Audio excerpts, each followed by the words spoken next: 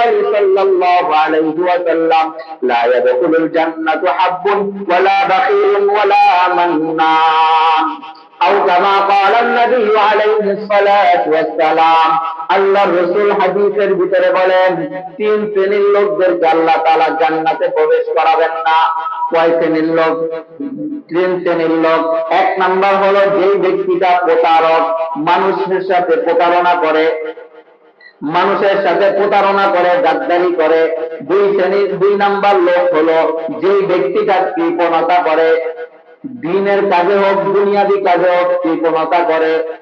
মোট কথা দুই শ্রেণীর লোক। তিন নাম্বার শ্রেণীর লোক হলো যারা নাকি আল্লাহর রাস্তায় ব্যয় করে, ব্যয় করার পর আবার খোটা দেয়, বা আপনাকে একটা জিনিস দিল, দেওয়ার পর আবার বলতেছে আমি না তোমাকে ওই দিনটা একটা জিনিস দিলাম, আমার ওই জিনিসটা ফিরাইয়া দাও।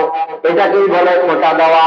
অর্থাৎ যেই সব লোকেরা কৃপণতা করবে, মানুষের সাথে প্রতারণা করবে এবং আল্লাহর রাস্তায় দান করার পর, আল্লাহর রাস্তায় ব্যয় করার পর, মানুষকে হাদিয়া তোহফা দেওয়ার পর, দান সদকা খয়রাত করার পর খোটা দিবে, ওই সব লোকদেরকে আল্লাহর রাসূল বলেন তাদেরকে আল্লাহ তাআলা জান্নাত দিবেন না।